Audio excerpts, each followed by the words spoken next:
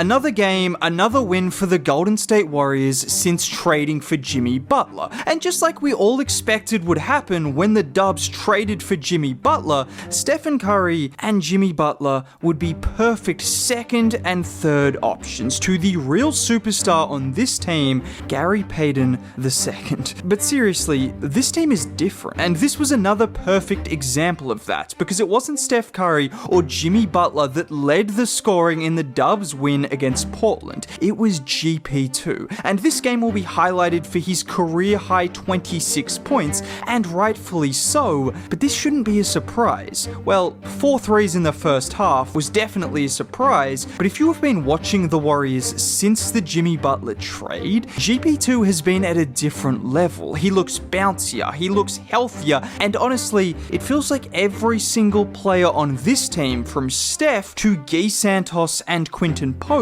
has been boosted by the addition of Jimmy Butler. And to me, this is the real difference in the Golden State Warriors. Obviously, having someone like Jimmy Butler who can have triple doubles like he just did against Portland, or letting Steph Curry get back to his best, is incredible, but it's also been the elevation of every other player on this roster, which has taken the Dubs from a struggling team to one of the hottest and best teams in the NBA right now. And let's just focus on GP2 for a second, because like I mentioned, this is a product of how well he has been playing for a while now, and how well he fits on this team. Just take this play for example, where Jimmy draws the initial double. The ball gets swung to Hield, and GP2 knows to attack the space in the middle of the floor, getting the ball and then hitting the push shot. Or on this play, where again it starts with Jimmy drawing 2 defenders, Looney gets the ball, and look at the cut from GP2, getting behind Kamara and then finishing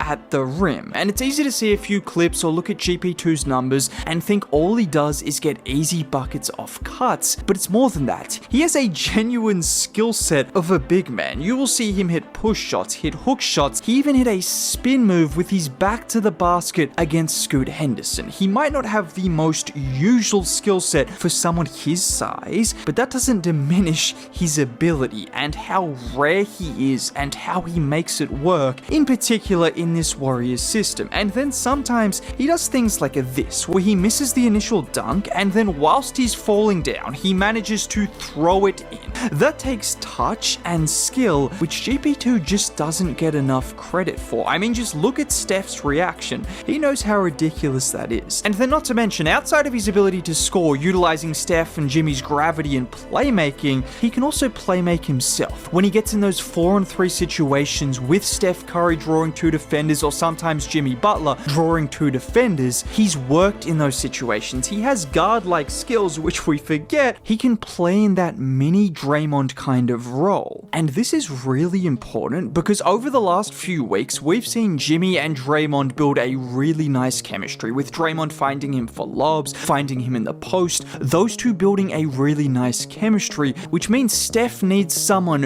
who can utilize his gravity to take advantage of what he does best, which is draw 2 or 3 defenders at all times. And GP2 might not be Draymond, but he has his own skill set, which makes him and Steph a dynamic pair. And this is what it's all about. It's about combinations. Obviously, we all know Jimmy, Dre, and Steph are going to be amazing whenever they're on the floor, but they can't share the floor at all times. So if you can find ways and combinations to have those guys work to their best and also elevate the players around them when those 3 aren't on the floor, that's where you can really get a leg up on the competition. And it was another example of that in the game against Portland, in which Steph and Jimmy took turns making an impact. In the past, a 24.3 assist game from Steph would have probably meant the Warriors would have lost, but when you have Jimmy getting a 15-point triple-double, getting everyone involved and taking the pressure off Steph, all of a sudden, you don't need 40 points from Steph every single night, even though it feels like that's what he's been averaging recently. But this is why you sign Jimmy Butler. 15 points, 10 rebounds, 10 assists, 3 steals, and only 1 turnover. And whilst he shot 40% from the field, his ability to get to the line makes that much more efficient than you would initially suspect. And you see the gravity of Jimmy on a play like this, where he has the ball in the corner, he drives baseline, and watch Walker try to force him out, but GP2 does a great job at relocating locating,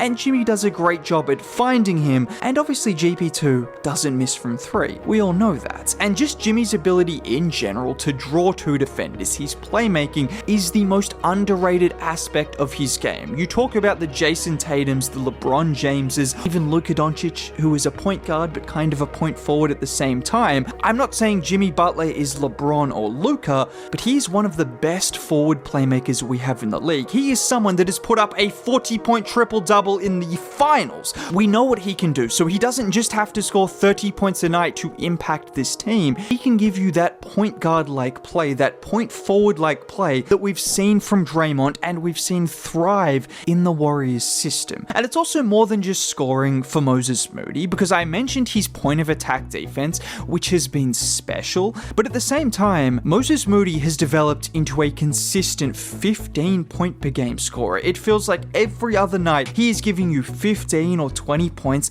and this was just another example of that. And that's a result of improved aggression, his 3-point shot looking better, and Moody just looking more and more comfortable within the offense. And when you combine what he's doing defensively with his aggression and consistency on offense, the Warriors getting him for $13 million a year looks like an absolute steal. And he's gone from maybe the 8th or 9th man on this roster to an absolute must starter and a key piece on a team looking to win a championship. And when you look at what Buddy Hield did, Quinton Post hitting some threes, GP2 of course, like I mentioned, it's crazy to think how good the Warriors' depth looks with 2 of their best players out missing in Branton Pajemski and Jonathan Kuminga. In the past, that would have been too much to overcome, but all of a sudden, when you have Jimmy Butler and Steph Curry, it has a huge knock-on effect, because these guys who are role players are actually asked to play their role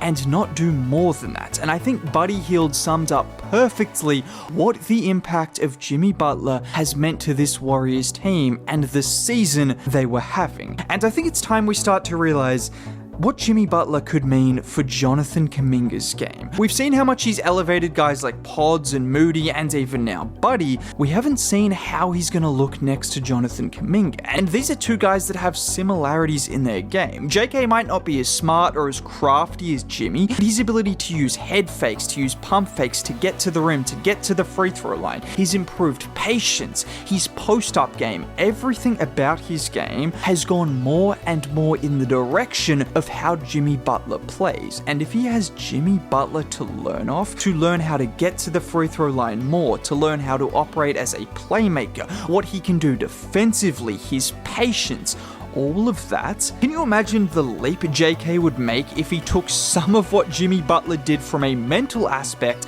and added that to his game? That is something that we haven't even considered yet. With the way the Warriors are playing, they still have Jonathan Kuminga to return, and I think the best version of Jonathan Kuminga is still to come. Now, if you did make it all the way to the end of the video and want to see more content like this, consider subscribing, dropping a like on the video would be cool. Most importantly, have a great day. Bye.